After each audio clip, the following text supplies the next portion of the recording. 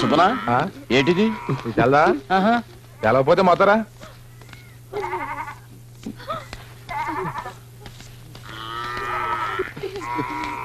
ఒరే అంకనా ఏమైంది? నువ్వు ఊళ్ళో లేవా? మన నారాయణ కొడుకుని ఆ కాకినాడ కనకమ్మ లేబు పోయింది. దానికి ఆ బసవపున్నమేమో వాతాసట. అందుకే పరశురామయ్య గారిని కలవడానికి వెళ్తున్నాం. పరశురామయ్య బసవపున్నమా దెబ్బలాడుకుంటే 2 కోడి పుంజులు బరిలో దెబ్బలాడుకున్నట్టే.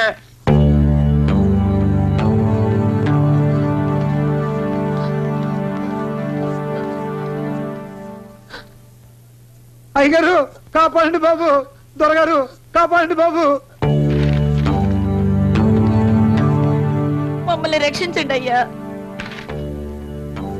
మా కుటుంబాన్ని కాపాడండి బాబు. మిమ్మల్ని కాపాడడానికి నేను అక్కడికి రావాలా? నువ్వే రారా ఇక్కడికి. గేటు మూయకుండా వస్తావేరా? గొళ్ళెం పెట్టి వస్తున్నావు, తిరిగి వెళ్ళవా? తీసుంచరా తొత్తు కొడక. అయ్యా కాకినాడ కనుక నా కొడుకు లేపుకుపోయింది బాబు. లేపుకుపోతే నన్నేం చేయమంటావు? పోయి పోలీసులకు చెప్పుకో. చెప్పాం బాబు, కానీ వాళ్ళు భయపడుతున్నారండి. ఎవరికి? అడుసుమిల్లి బసవపున్నమ్మకి. ఆవిడ వాళ్ళకి అండగా ఉంది బాబు. అందుకే మీ దగ్గరికి వచ్చాం. లాయరు ఇక్కడే ఉన్నానండి. ఉన్నావు కాబట్టి పిలుస్తున్నాను. మన వాళ్ళకి ఫోన్ చేయి. ఈ గొడవలో మీరు తరదొచ్చినంత మంచిది కాదు సార్. ఆడవాసన మీకు పడదుగా. ఆడవాళ్ళకి సంబంధించిన వ్యవహారాల్లో పరశురామయ్య గారు జోక్యం చేసుకుని మీకు తెలుసు కదా. ఎందుకు వచ్చారో మీరు ఇక్కడ? లాయర్, నా ఇంటి గడప తొక్కి బసవపున్నమ్మని ఎవడు తిట్టినా పురాణంలా వింటాను. దాన్ని దెబ్బతీయమని ఎవరడిగినా కురుక్షేత్రం చేసి తీరుతాను. రేయ్ ఫోన్ తీసురా. ఎప్పటి నుంచి ఆక్షన్స్? ఇంకో 2 నెలలు ఉన్నాయి. బలరాముడు, ఏంటి నాన్నగారు? నువ్వు వెంటనే బయలుదేరి రావాలి. అలాగే నాన్నగారు. జితేంద్రియం బుద్ధిమతాం వరిష్టం వాతాత్మజం వానరయుధ ముఖ్యం శ్రీరామదూతం శిర్జానం. గంట కొట్టి నే దేవుణ్ణి పిలుస్తుంటే అక్కడ గంట కొట్టి నన్ను పిలిచేదేవర్రా? పని పట్టలేని మెధవా. నేనేం చేస్తున్నాను రా బుజ్జి? దేవుడికి నైవేద్యం పెడుతున్నాను రా బుజ్జి. ఫోన్ మోగుతోంది కదరా బుజ్జి. క్యారేజ్ అక్కడ పెట్టి ఫోన్ ఎత్తరా దద్దమ్మా. హలో, ఇప్పుడు మనం ఎక్కడున్నాం? వాతాత్మజం వానరయుధ ముఖ్యం శ్రీరామదూతం. నిన్ను రే నరసింహం ఫోన్ చూడరా. పొద్దున్నే ఏదో నా కొడుకు చేశాడు. పెట్టు. హలో, మిమ్మల్ని పుట్టించిన ఏదో నా కొడుకుని. అమ్మో నాన్న. అనే నాన్నగారా? నాన్న రామకృష్ణ నేను పిలవమంటాను నాన్నగారు. అక్కర్లేదు, వాడిని తీసుకుని వెంటనే ఇక్కడికి రా. అలాగే నాన్నగారు. అయిపోయావు, నా పని క్లోజ్. ఎలా రాసుకెళ్ళి మా నాన్నగారు గొంతు గుర్తుపెట్టలేదా నువ్వు? లేదండి. నిన్ను గొంతు నొప్పిగా నీకు బుద్ధి రాదురా నిన్ను. హలో, లా కాలేజీ హాస్టలేనా? అవునండి. కృష్ణమోహన్ పిలువు. లైన్లో ఉండండి, పిలుస్తాను.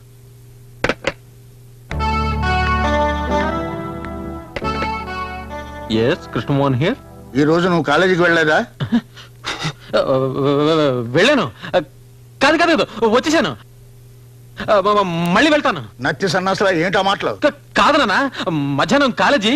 రేయ్ కుంటి సాకులు చెప్పకు, వెంటనే బయలుదేరి ఇంటికి రా.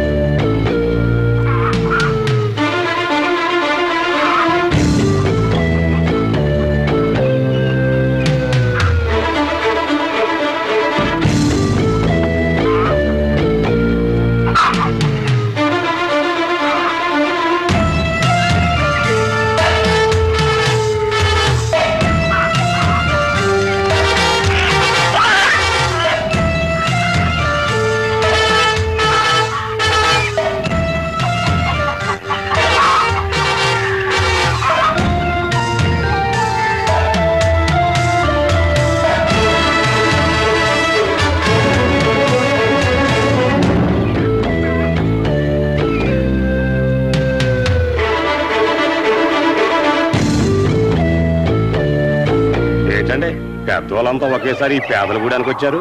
ఓహో అలాగా, ఇది పేదల గూడెమా? ఏమయ్యా ఏమయ్యా నారాయణ బసవ పున్నమ్మ గుండాలని చెప్పావు. పాపం వీళ్ళంతా పేదోళ్ళు అంటున్నారు. వెళ్ళి నీ కొడుకుని తెచ్చుకో. అదంత సులభం కాదండి. అతన్ని ఎలా తీసుకెళ్లాలో మాకు బాగా తెలుసు. తీసుకెళ్ళలేకపోతే తన్ని తీసుకెళ్తాం. ఇది చేపలు పట్టే చెయ్యి, ఇది మిషన్ తిప్పే చెయ్యి రా.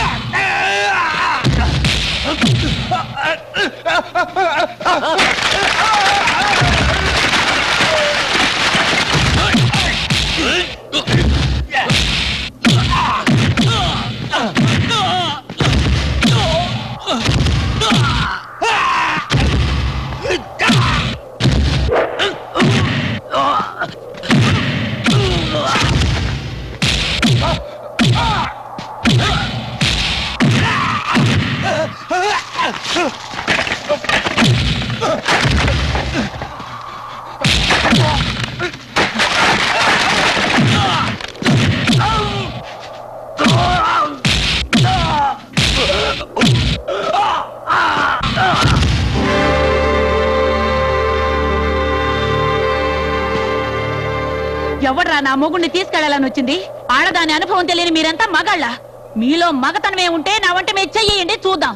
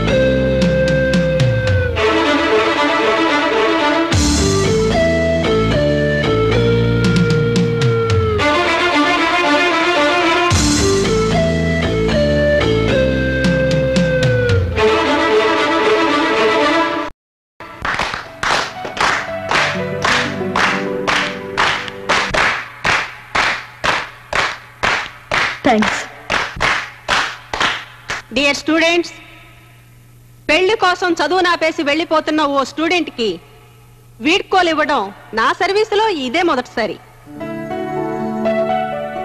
ఇంకో విషయం ఏమిటంటే హోమ్ మినిస్టర్ గారే మన జానకి భర్తగా రావటం నాకు చాలా ఆనందంగా ఉంది. జానకిని మనసారా దీవిస్తూ వీడ్కోలు చెప్తున్నాను.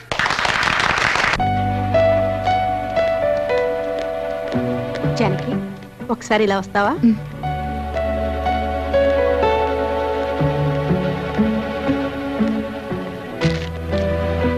ఇది నా ట్రాన్స్ఫర్ రిక్విజిషన్ లెటర్. ఇది మీ ఆయనకిచ్చి ఈ కేసు రికమెండ్ చేయాలి. నేనా? అవును. మంత్రి గారి భారీగా నువ్వు అడిగితే ఆయన నీ మాట కాదనరు. నేను భర్త చెప్పి చూస్తాను, తర్వాత మీ అదృష్టం.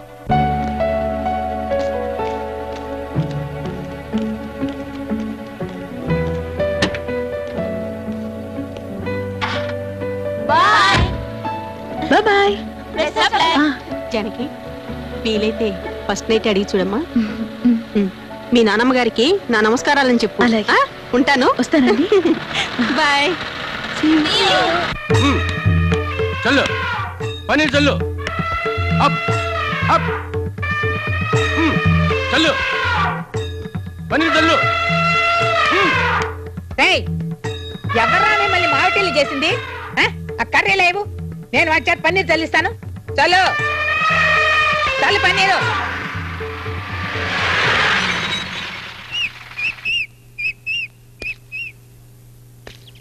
పన్నీర్ చల్లు.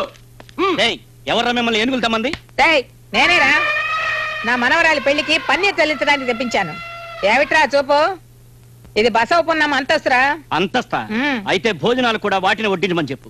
మొత్తం తినేసి వచ్చిన వాళ్ళని తరిమి కొడతాయి, అప్పుడు తెలుస్తుంది మన అంతస్తు. పోరా పిచ్చి సన్నాసి. ఏయ్ చల్లు పన్నీరు, చల్లు పన్నీరు. అన్నయ్య, నువ్వు ఇంట్లో ఉండే అమ్మ చేత లాంటి పనికిరాని పనులు చేస్తున్నావా? నేనేం చేయనురా, ఆ ఏనుగులకు బదులు పన్నీరు జల్లమంటే నేనే జల్లుతా. వద్దులే, ఇక్కడే కూర్చొని కండలు పెంచుకో. ఒరే భద్రం, చచ్చిపోయిన నాన్నే అమ్మను సరి చేయలేక చచ్చిపోయాడు, ఇక ఆమెకు పుట్టిన మనమెంతరా? మీరేం కంగారు పడకండ్రా. ఆ ఏనుగులు తెచ్చేటప్పుడు వాటి చెవిలో కిలో దూది పెట్టించా, అందుకే అమ్మ ఎంత అరిచినా వాటికి వినపట్లేదు. బ్రహ్మాండంగా ఉంది. ఏనుగు చెవుల్లో కాదురా, మీ అమ్మ చెవుల్లో పెట్టండి దూది సన్నాసులారా. జానకి పెళ్లికి ఏనుగులు మందుగుండు సామానే కాదురా, వారం రోజులు సంతర్పణ చేస్తాను. ఈ దశాబ్దంలోనే కాదు, ఈ శతాబ్దంలోనే ఈ జిల్లాలో మరెక్కడ ఇటువంటి పెళ్లి జరగలేదని జనం విడ్డూరంగా చెప్పుకునేలా చేస్తానరా.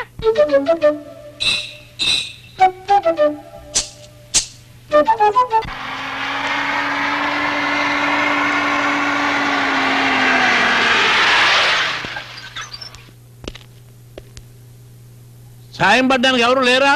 ఎందుకు లేరయ్యా? ఒరే ఎవరా కింద? రే గుట్ల పగించి అలా చూస్తారేమిట్రా? లాయర్ గారికి సాయం చేయండి. వియ్యల వారు ఏదో పంపించినట్టున్నారు చూడండి. అలా చూస్తారేమిటయ్యా, సాయం పట్టండి.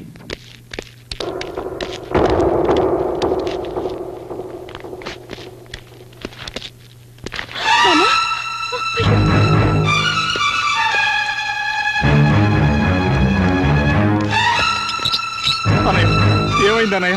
చెప్పన్నయ్య. నాన్న మాట్లాడు నాన్న. అన్నయ్య తప్పకుండా కాస్త గాలి రానివ్వండి. పోయి మంచి నీళ్ళు తీసురా, త్వరగా తీసురా. సాంబశివుడు ఏమైందిరా? ఏమైందో చెప్పన్నయ్య. లాయర్ గారు ఏమైంది? బెల్లం కొట్టిన ఇలా మాట్లాడమే, చెప్పు. ఏం జరిగిందో చెప్పండి. ఎలా చెప్పమంటారండి? నోరు తెచ్చి చెప్పు. ఈ పెళ్లి ఆగిపోయింది.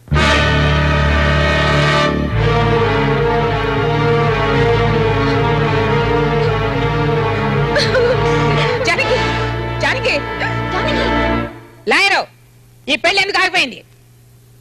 మంత్రి గారిని భయపెట్టి ఈ పెళ్లి ఆపేశారు. ఈ ఊళ్ళో బసవపున్నమ్మ మనవరాలి పెళ్లి ఆపేంత ధైర్యం ఎవరికుంది?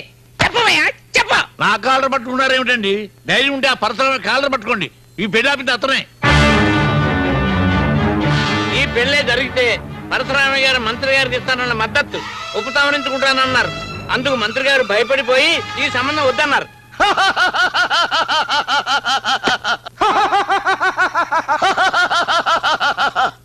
ఈ పర్వతనేని పరశురామయ్యను ఓడించడానికి హోమ్ మినిస్టర్ తో సంబంధమా? థూ, థూ. ఆ? ఈ పగ ఇప్పటితో చల్లారదు, రావణ కాష్టల్లా రగులుతూనే ఉంటుంది. వాడు బతకడానికి వీల్లేదు. ఈ రోజు అటో ఇటో తెలిపోవాలి. ఏంటమ్మా ఇది? మేమంతా ఏమయ్యామనుకున్నాం? మీరా? మీరు నిజంగా బసవపున్నమ్మ కొడుకులైతే, రోషం ఉన్న మగాళ్ళైతే వాడిని వెంటనే కాల్ చేసేయండి.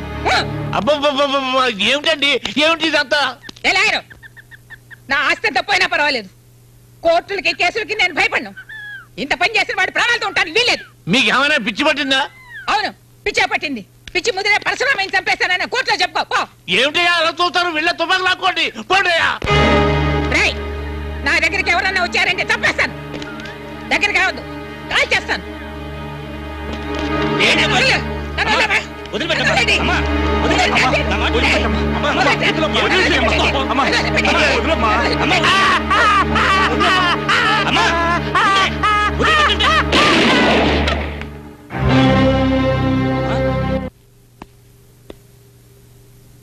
లాయర్, ఊళ్ళో వాళ్ళు ఏమనుకుంటున్నారు? ఈ దిక్కుమాలిన గొడవలు గ్రామంలో ఎప్పుడు పోతాయని దేవుణ్ణి మొక్కుంటున్నారండి. ఆ బసవ పున్నమ్మ కన్ను మూసేదాకా ఈ ఊరి జనానికి నిద్ర రానివ్వను. సార్, మీ రెండు కుటుంబాల మధ్య గొడవ జరిగి 20 ఏళ్ళైంది. ఈ ఊరికి శాంతి, మీకు విశ్రాంతి కావాలంటే ఇప్పటికైనా మీరు జరిగింది మర్చిపోవాలి. మర్చిపోవాలా? జరిగిందంతా నేను మర్చిపోవాలా? దేనికయ్యా మర్చిపోవాలి? ఎందుకయ్యా మర్చిపోవాలి? నా లక్ష్మి, నా ఇంటి మహాలక్ష్మి నా కళ్ళ ముందే చంపబడిందే, ఈ చేతుల్లోనే ప్రాణాలు విడిచిందే, దాన్ని నేను మర్చిపోవాలా? నువ్వు ఇప్పుడు అన్నావే ఊరి జనానికి శాంతి కావాలని. ఈ ఊళ్ళో ఎవరికి లేదయ్యా శాంతి, అందరికీ ఉంది. ఒక నా కుటుంబానికి తప్ప. నాకు 4 కొడుకులున్నా ఎవరికి ఎందుకు పెళ్లిళ్ళు కాలేదు. ఈ ఇంటి గడపకి పచ్చడి తోరణాలు కట్టి ఎన్నాళ్ళయింది. ఇక్కడ పెళ్లిళ్ళు లేవు, సేమంతాలు లేవు, కాన్పులు లేవు, నామకరణాలు లేవు, అన్న ప్రాసనలు లేవు. దేశమంతా ఒక రకమైన కరువు అయితే నా ఇంట్లో శుభకార్యాల కరువు. ఇదంతా ఎవరి వల్ల? ఆ బసవపూర్ణమ్మ వల్ల. ఆ సంగతి పరశురామయ్య ఎన్నటికీ మర్చిపోడు. కానీ మీరు కూడా ఆవిడ భర్తను హత్య చేశారుగా. అందుకు 14 ఏళ్లు జైలు శిక్ష అనుభవించారు. అంత శిక్ష వాళ్ళు అనుభవించాలి. ఆ బసవపూర్ణమ్మ కుటుంబాన్ని సర్వనాశనం చెయ్యింది నా శవం బూడిద కాదయ్యా.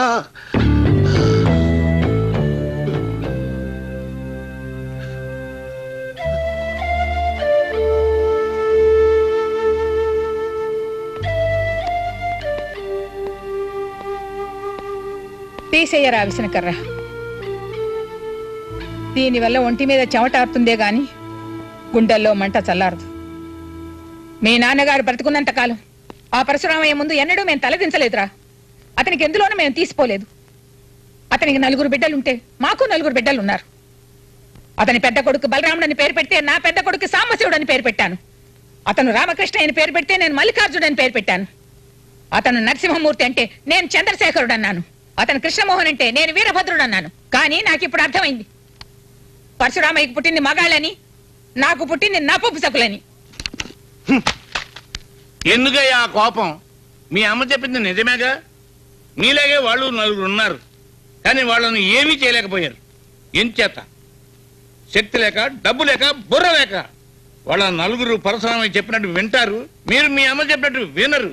మీకు మీ పెళ్ళాల మాటే వేదం. అలా గడ్డి పెట్టవయ్యా.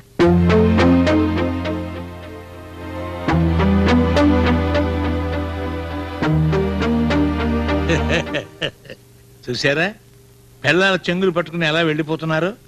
అక్కడుంది ఆడదాని యొక్క మహిమ. అక్కడ ఒక్క ఆడది కూడా లేదు. వాళ్లలో ఏ ఒక్కడికైనా ఆడదాని మీద ఆశ కలిగితే చాలు, ఇక ఎవరు ఏమి చేయనక్కర్లేదు. అందుచేత వెంటనే ఆ ఇంట్లో ఒక పెళ్లి అయ్యేటట్టు చూడండి. అప్పుడు పరశురామయ్య కుటుంబానికి అది శక్కునవుతుంది. ఏమంటారు సాంబశివయ్య గారు? నోరు మూసుకోవయ్యా. ఇక్కడ పిల్ల పెళ్లి ఆగిపోయి మేము ఏడుస్తుంటే ఆ పరశురామయ్య కొడుకు పిల్లని చూడాలా? చాలేవయ్యా నువ్వు నీ సలహాను. పిల్లకు పెళ్ళాకపోతే మళ్ళీ పంపించండి కాలేజీకి. కాలేజీకి పంపాలో పంపకూడదో మాకు తెలుసు, మేము చూసుకుంటాం. అలాగే జానకిని కాలేజీకి పంపిస్తాను.